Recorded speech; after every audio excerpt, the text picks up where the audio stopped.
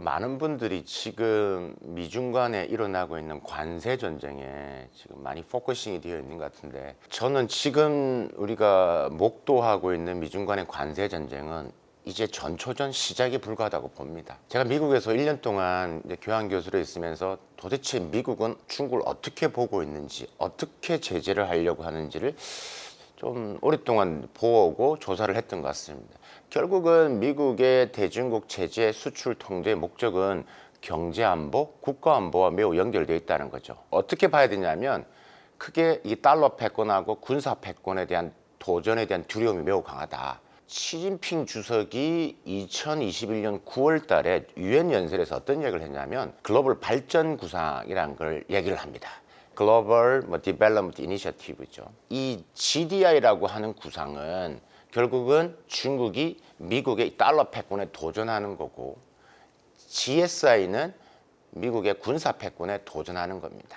근데 사실 그 미국의 달러 패권은 여전히 격차가 있습니다. 그러나 좀 해고해 보면 지난 20년 전에 미국이 전 세계에서 갖고 있는 이 달러의 비중이 정말 한 70% 이상이었다라면 지금은 한 56%로 떨어지긴 했습니다. 많이 줄어들었습니다. 위안화의 국제화를 이야기를 하고 있죠. 근데 큰 비중, 전체적인 비중에서는 이렇게 아직은 높지 않지만 꾸준히 증가 추세에 있죠. 그러니까 종이에 의한 달러 패권은 중국은 관심이 없습니다. 국제화를 하되는데 관심이 없다. 그럼 어떤 부분이냐, 결국은 디지털 화폐 쪽에 관심이 많은 거죠. 그러니까 디지털 화폐 부분에 있어서 중국이 전 세계에서 지금 가장 많은 특허와 영향력을 갖고 있다는 게 이미 알려진 사실인 거죠. 중국은 이미 다른 나라와 국경 간에 있는 디지털 화폐를 통해 결제를 하는 시스템을 가지고 이제 조금씩 영역을 넓혀나가고 있는 것들이죠. 그러니까 이제 미국 입장에서는 이런 중국의 이런 디지털 화폐의 성장, 그 다음에 중국이 지금 여러 가지 우리가 보고 있는 브릭스 플러스라든가 글로벌 사우스 국가들을 통해서 계속 우군을 확보를 하는 것은 단순히 미국의 제재에 대응하는 것도 있지만 천천히 디지털 위안화를 이제 사용하기 위한 목적이 있다라는 거예요. 그러니까 미국은 이제 그걸 보고 있는 것들이죠. 2024년도에요. 이 베이징에 이 글로벌 사우스 센터가 만들어졌어요. 중국이 지금 아프리카, 글로벌 사우스 국가, 중동, 남미 엄청 공을 들이고 있거든요. 그래서 이제 이 부분에 대해서 이제 미국은 이제 견제를 하기 시작하는 거죠. 그래서 트럼프가 하는 말이 이 브릭스 플러스에서 자꾸 이제 브릭스페이라든가 자체적인 달러를 제외한 부분에서 그런 걸 언어로 한다면 무조건 그 관세 100%를 때리겠다 하는 것도 다 사실은 그 숨은 의도는 중국 보고 드러난 이야기거든요. 지금 브릭스의 구도에서 디지털 위안화 이야기는 조심스럽게 언급이 되지만, 하지만 그 작업을 매우 지금 디테일하게 중국은 진행을 하고 있다 라고 보시는 게 맞고, 두 번째 군사 패권 이야기가 좀 더 재밌습니다. 이게 이제 2022년도 4월 달에 보아 포럼에 이야기를 했는데, 글로벌 안보 이니셔티브를 했다라는 것은 결국은 중국이 미국의 군사 패권에 대한 도전을 우회적으로 이제 이야기를 했다라고 저는 보여지는 겁니다. 미국이 중국에 대한 반도체, AI, 많은 첨단 산업의 제재의 방향은 결국 중국의 국방력의 정강, 첨단 군비의 정강, 즉 미국의 군사 패권에 도전하는 거로 보고 있는 겁니다. 어떻게 보면 미래의 군사 패권은 결국은 반도체이고, 결국 AI이고, 결국 드론이죠. 그러니까 지금 중국의 첨단 산업의 굴기는 결국 첨단 군비 확장으로 이어진다라고 이제 보고 있는 것들이죠. 절대 미국은 중국의 첨단 산업의 굴기를 놔두지 않습니다. 미국은 군사 패권이잖아요. 어디 나한테 덤벼줘요. 그래서 미국의 군사 패권의 도전으로 보기 때문에 이거는 앞으로 중장기적으로 디커플링 될 수밖에 없다. 미국은 또 하나의 중국의 의심의 눈초리를 보고 있는 게 바로 뭐냐면, 바로 미국 국방비의 함정입니다. 지금 대외적으로 미국이 지금 우리가 천조국이다, 미국의 국방비가 어마어마하잖아요. 그 다음에 지금 1위하고 2위하고 차이가 많죠. 1위가 미국이고 2위가 중국인데 여전히 차이가 많습니다. 하지만 미국은 어떻게 보냐면, 저거는 중국이 공식적으로 이야기하는 국방비는 함정에 불과하다는 거죠. 중국이 대학에 혹은 연구소에 이 여러 가지 R&D 지원금을 주는 모든 게 다 돌고 국방비로 간다는 거죠. 국방으로 첨단 산업으로 간다는 거죠. 결국 그것은 미중 간의 첨단 산업, 결국 앞으로 일어나는 부분에 있어서의 중국이 가장 걱정하는 부분이고, 그렇기 때문에 이 부분은 단기간 내에 무조건 중국을 제재를 해서 성장을 막아야 되고, 이것은 민주당이나 공화당이나 다르지 않다. 그러니까 저는 이제 그런 부분이기 때문에 앞으로 미중 간 첨단 산업은 중장기적으로 계속 지속될 수밖에 없다라고 이제 보는 거죠. 제가요, 이 기업들, 특히 대기업들 강의를 많이 하는데요. 대기업 분들이 저한테 질문하신 게 뭐냐면, 도대체 지난 6년간 중국에서 무슨 일이 벌어지고 있는 겁니까? 이게 핵심의 질문 요지였습니다. 중국은 지금의 기술, 첨단 산업의 성장은 한마디로 미국이 촉진제가 됐죠. 그건 촉매제가 됐다라고 봅니다. 그러니까 중국이 트럼프 1기로 거슬러 갔을 때 18년도부터 해서 지금 현재까지 6년 동안 우리가 생각하지 못한 엄청난 기술 자립 산업의 고도화가 이루어졌습니다. 이른바 중국의 레드 공급망이라는 구축이 매우 빠르게 일어난 거죠.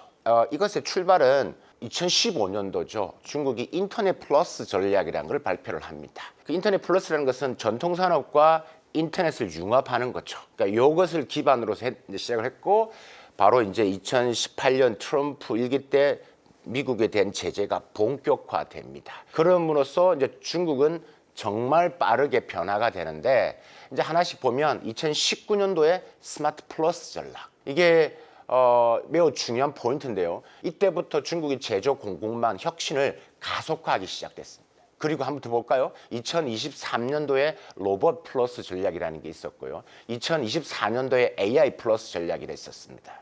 이 플러스 전략이라는 개념을 정확하게 이해하시는 것은 뭐냐면, 그냥 단순히 로봇 산업, AI 산업, 스마트가 아니라 모든 제조와 연결시키는 겁니다. 이게 지난 6년간 매우 빠르게 레드 공급망을 만들어냈는데, 그러면 이거를 이제 정책에 발표를 했다라고 해서 이게 그냥 진행이 되는 건 아니죠. 그러면 그게 이어지고 만들어지는 몇 가지 중요한 하나의 이 배경이 있습니다. 첫 번째가 말씀드렸다시피 이는 스마트 플러스 로봇 플러스 AI 플러스, 이는 정보 주도형 혁신인데, 제가 볼 때는 중국 정부는 절대 우리가 일반적으로 봤을 때 그냥 심판이 아니라 그냥 선수로 뜁니다. 그러니까 대기업과 중견기업과 중소기업을 그냥 정부가 나서서 그냥 짝짓기를 해주는 것들이죠. 그러니까 아무래도 이제 전체 시장이나 산업 구조가 빠르게 이제 움직이기 시작한 거죠. 중앙정부가 움직이니까 지방정부도 같이 따라갈 수밖에 없죠. 두 번째가 뭐냐면, 제가 이야기하는 가장 중요한 포인트 중에 하나인데, 바로 중국식 규제 개혁입니다. 이게 무슨 말이냐면, 중국은 규제 많지 않아요? 이렇게 하는데, 그건 잘못된 생각입니다. 중국 규제 개혁은 이런 겁니다. 발전 중에 문제를 해결한다. 이걸 중국어로 이야기를 하면요, 发展中解决问题, 이렇게 표현을 하는데, 무슨 뜻이냐면, 먼저 허용을 하고 나중에 문제가 되면 규제를 하겠다는 거죠. 아직 시작되는데 왜 규제부터 하냐라는 거죠. 그러니까 선허용, 후규제를 한다라는 것들이죠. 예를 들어 핀테크가 그런 게 대표적인 사람입니다. 과거에 중국이 핀테크 산업이 훨씬 더 우리보다 빨랐거든요. 근데 핀테크가 규제를 많이 하니까 막 시장이 커져가잖아요. 근데 여러 가지 사회 혼란도 생기고 문제가 생기니까 정부가 이제 들어가서 규제를 하기 시작하는 거죠. 그래서 이거는 중국만의 특징이다. 그러니까 시작도 안 했는데 먼저 안 된다고 규제하는, 사실 우리나라의 정책적인 제도를 보면 배워야 될 게 많이 있죠. 세 번째가 제조업의 스마트화입니다. 이게 제가 아까 스마트 플러스 전략도 말씀을 드렸는데, 관심 있게 봐야 되는 게 뭐냐면, 중국 지금 경제 상황을 보더라도 투자를 하고 있는데 과거처럼 인프라 투자가 아니라 어떻게 하냐면, 기업들의 과거에 있는 전통 제조에 있는 설비가 아니라 스마트 AI, 이는 대규모 설비 경신을 정부가 나서서 그걸 바꿔주고 있고, 그걸 신청하면 바꿔주면서 여러 가지 보조금도 지원을 했습니다. 그러니까 이게 지난 6년간 매우 빠르게 탁탁탁 움직여 왔다라는 것들이죠. 네 번째가 당연히 막강한 시장의 파워입니다. 막강한 시장의 파워죠. 그러니까 14억 인민의 있는 스마트화죠. 중국인들이 14억 명이 다 스마트폰을 갖고 있잖아요. 그래서 이 맥거프의 법칙이라는 건데요. 그냥 못 사는 14억이 아니라 이 인터넷 상에서, 그러니까 스마트폰, 스마트 상에 있는 14억 명은 그 위에 올라갔을 때는 이게 기하급수적으로 빨라진다라는 겁니다. 이 이론이 바로 지금 접목되고 활용되고 있는 거죠. 다섯 번째가 이제 풍부한 인적 자원. 이건 뭐 반도체를 포함해서요, AI, 뭐 배터리, 뭐 이런 중심, 이공계 중심의 교육 계획이죠. 지금 중국의 대학들 전공 신설 보면 다 이공계입니다. 일단 중국은 여러분도 아시다시피 지도자들이 테크노크라트잖아요. 그러다 보니까 다 이제 이공계 중심이고요. 중국의 뭐 대표 AI 같은 경우도요, AI 홍위봉이라고 그러죠. 중국의 베이징이나 상하이 같은 데 같은 경우는 거의 의무 교육으로 초등학교 때부터 AI를 가르칩니다. 근데 이게 이 지난 6년 사이의 변화입니다. 중국의 AI 관련된 학과가요, 지금 학과만 해서도 한 536개 정도 되고요. AI 단과 대학만 하더라도 60개 단과 대학이 있습니다. 그러니까 어마어마하죠. 그 인적 자원 자체가 지금 우리가 보는 중국의 제조 역시는 저는 이제 지금이라 보는 거고, 이게 시간이 더 지나면 더 가속도가 붙을 겁니다. 여섯 번째가 바로 이제 중국 제조 공급망을 말씀을 드리면서 반드시 이야기되는 게 수직 계열화를 하고 있다라는 거. 제가 앞에서 정부 주도형으로 만들었지만 정부 주도에서 대기업, 중견, 중소, 하물며 스타트업까지 이런 구조, 그러니까 산업의 생태를 구성을 하는 거죠. 그러니까 기업당 얼마를 주고 지원해라는 게 아니라 생태계를 같이 짠다라는 거예요. 그게 레드 서플라이 체인이에요. 이게 수직 계열화 된다라는 거죠. 그러니까 전 세계 제조업에서 생산량이 이미 중국이 뭐 대단했죠.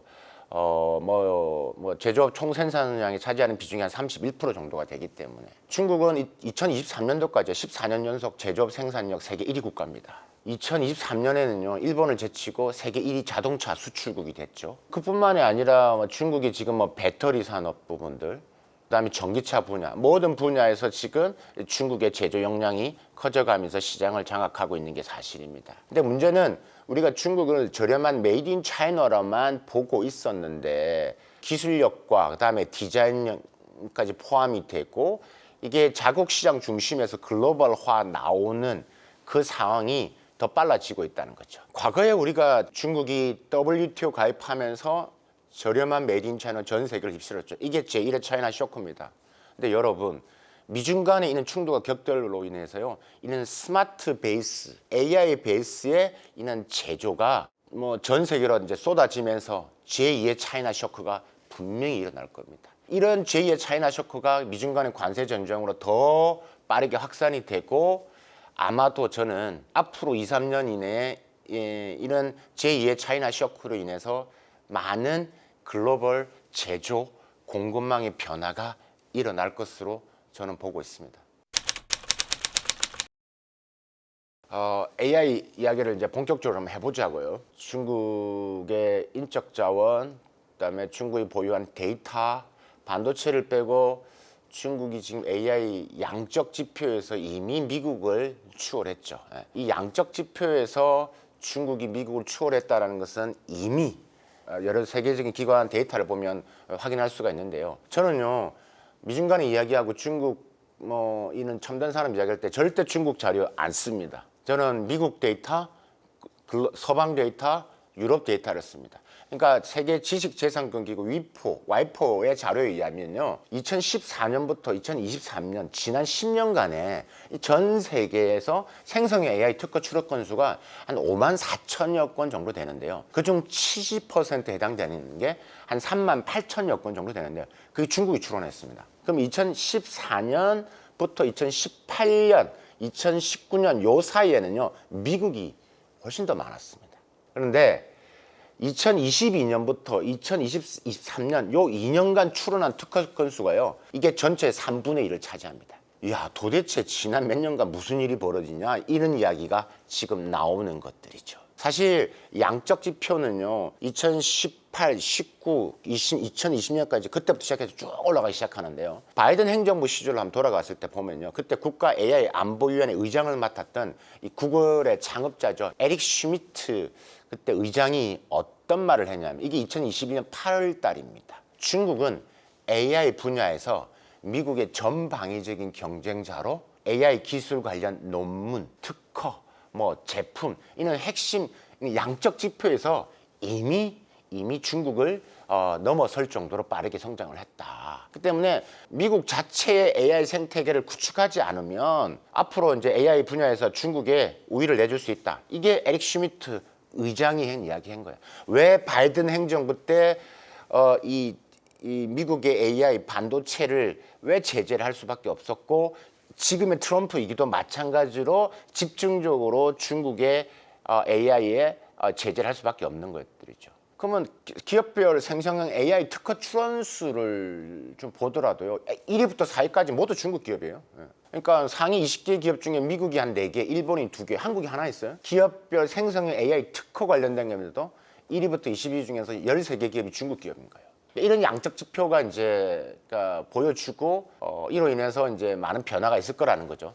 호주에서 나온 호주 전략정책연구에서 이게 주요 핵심 기술 국가별 경쟁력 순위를 발표를 했어요. 근데 이게 재밌는 것은 지난 20년간 전 세계 발표된 AI, 양자 컴퓨터, 우주항공, 드론 64가지의 첨단 기술 관련 논문 인용수를 가지고 기술 경쟁 지표를 만들었어요. 근데 이게 지난 20년간이라고 했잖아요. 2003년도부터 2007년도 이때는 미국이 압도적으로 많았어요. 그러니까 64개 기술 중에서 90% 이상이 60개 기술에서 미국이 중국이 앞서 있었습니다. 자, 그런데 제가 지난 6년간 즉 2019년부터 2023년 요 5년만 딱 보면요. 64개 기술 중에서 약 90% 정도인 57개 첨단 기술에서 중국이 미국을 제치고 압도적인 1위를 차지합니다. 이걸 받아보는 백악관 입장에서는 고개를 흔들겠죠. 야, 이건 아닌 거죠. 이건 왜? 우리의 군사 패권에 도전도 되기 때문에. 이제 그렇기 때문에 미국의 대중국 첨단 산업 제재는 당연히 앞으로 쭉 갈 수밖에 없다라는 이야기고요. 이런 배경하에서 바로 딥시크가 탄생이 된 거죠. 저희들 같은 사람은 계속 이것을 팔로우를 해왔거든요. 예. 그러니까 전문가 입장에서 계속 현장을 보면서 팔로우를 하기 때문에 사실 딥시크 같은 회사가 처음에 발표를 했을 때 이상하진 않았습니다. 여러분 중국의 생성 AI 관련된 기업이요 한 4,500개 정도 돼요. 그러니까 중국 정부가 만든 생태계 안에서 있는데 그 중에서 중국 정부가 지금 구축한 생태계에서 어느 정도 역할을 하는 기업이 거의 한 1,000개 이상이 된다고요. 그 중에서 딥시크라는 존재가 나온 거기 때문에 사실 저는 개인적으로 제2의 제3의 딥시크가 걱정이 되는 거죠. 그러니까 우리가 딥시크의 주목도 중요하지만 제2의 제3의 딥시크에 주목할 필요가 있다라고 이제 보는 거고요. 그러면 딥시크의 이제 한계점을 이야기를 하셨는데 한계점이 뭐냐면 결국은 중국은 여전히 중국 체제에 대한 불신으로 인해서 글로벌 확장성이 좀 낮아질 수밖에 없는 것들이죠. 여러 나라에서 지금 다운로드를 금지를 하고 있기 때문에 이런 확장성에서 이제 떨어질 수밖에 없죠. 그래서 중국 정부는 이걸 하기 위해서 글로벌 사우스 국가들, 남미, 중동에서 계속 이제 주변국들, 우방국을 이렇게 넓혀 나가는 것입니다. 최근에 시진핑 주석이 하고 있는 행보 중에 하나가 이런 주변 국가들 간의 이런 우호 관계를 만드는, 그러니까 이런 외교 행보에 많이 주목하실 필요가 있습니다. 딥시크가 확장을 하기 위해서는 그런 거를 정부 간에 국가 간에 있는 여러 가지 협업을 통해서 혹은 이런 관계를 만들어가면서 이루어지는데, 하지만 여전히 중국은 이런 체제 부분에서 확장성이 조금 어려움이 있을 수 있다. 두 번째가 결국은 이 GPU를 이제 어떻게 할 것이냐. 결국은 반도체죠, 반도체. 딥시크가요, 이제 엔비디아 이제 A800과 화웨이 어센더 910 시리즈를 가지고 이제 저비용으로 고사양의 이런 이 생성 AI를 만들었다라고 이제 하는데, 결국 미국의 대중국 수출 통제로 인해서 GPU 공급이 어느 정도, 그러니까 우회 수단까지 차단하게 된다라면, 그러니까 딥시크가 이제 앞으로 확장하는 측면에서 한계점이 될 수 있다라고 저는 보고 있습니다. 반도체 이야기를 이제 해야 되는데, 중국이 반도체 기술 자립이 가속화돼 있죠. 이것도 미국에 의해서 만들어진 거다라고 보시면 되겠습니다. 2018년, 19년부터 미국의 대중국 반도체가 시작되면서 기술 자립이 매우 가속화됐죠. 우리가 딥시크 이야기할 때 지금 GPU 이야기를 했는데 지금 화웨이가 지금 하고 있는 지금 어센드 910 시리즈 같은 경우가 지금 빠르게 A100의 한 80%, 뭐 70%까지 지금 뭐 간다라고 이야기를 하고 있고 그런 부분에 있어서의 지금 뭐 자립을 지금 하고 있죠. 근데 지금 중국이 걱정하는 건 뭐냐면 이 기술 자립에서 여기가 과거에 바이든 행정부 때는 어쨌든 우회 수출에 구멍이 있었는데 트럼프 이기는 그 구멍까지도 완전히 우회 차단까지 막으려고 하기 때문에 사실 말은 안 하지만 중국 정부는 분명히 이건 걱정을 많이 하고 있고 두려워하고 있을 겁니다. 그러니까 이게 어느 정도까지 가느냐 이가 이제 중국의 이제 반도체 성장의 이제 가장 핵심인데 근데 제가 볼 때 중국의 반도체 기술 자립이 부족하지만 근데 많이 올라왔습니다. 그리고 기업들 간에 이런 정부가 하더라도 기업들은 생존을 위해서 또 중국 시장을 보고 거래를 해야 되기 때문에 또 다른 통로가 만들어질 가능성이 있다라고 이제 보는 거고요. 지금 미국의 AI 이 칩 수출 통제 이후에 화웨이 자체 개발이 가속도가 매우 빠릅니다. 그래서 화웨이가 어센드 910 시리즈가 지금 엔비디아 H100 60-70% 정도 수준에 올라왔고 근데 가격 경쟁이 훨씬 더 싸잖아요. 그러니까 글로벌 시장에서의 영향력 부분에서는 저는 직간접적으로 우리도 받을 수밖에 없고 아마도 새로운 이제 반도체 생태계를 두고 미중 간에 또한 충돌점이 생길 것이다. 근데 그게 중국도 있지만 주변국들 지금 탈중국해서 다른 나라에서 지금 반도체가 지금 생성이 되는 이런 공급망에서 또 엄청난 바람 저는 이런 제재가 일어나면서 또 하나의 큰 변화가 일어날 것으로 보고 있고요. 어쨌든 중국의 반도체 기술 자립에 대한 부분에서는 저는 대중국 제재가 미국이 좀 늦었다. 만약에 트럼프 일기 때 미국이 지금처럼 했으면 아마 지금 중국 반도체 힘들었을 겁니다.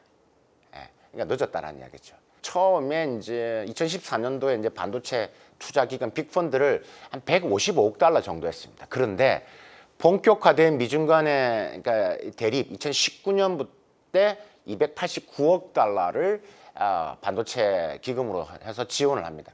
그리고 2024년도에 475억 달러 규모의 지원을 하죠. 그러니까 어마어마하게 늘어나는 거죠. 이 사이즈라는 게 매우 큽니다. 그런데 사실 여러분 이것만 보면 안 되고요. 이건 중앙정부가 하는 거잖아요. 이 중앙정부에 맞게끔 거기에 매칭으로 또 지방정부도 또 돈을 줍니다. 반도체를. 그래서 중앙정부하고 매칭되는 지방정부도 있기 때문에 이게 훨씬 더 많다라고 이제 보시면 되고 그래서 이런 노력과 다음에 중국 정부의 이게 심판이 아닌 선수 역할을 해서 대기업과 중견 소부장 그러니까 칩셋을 만들 뿐만 아니라 소부장 기업을 같이 생태계를 만들면서 직접 판을 짜는 거죠.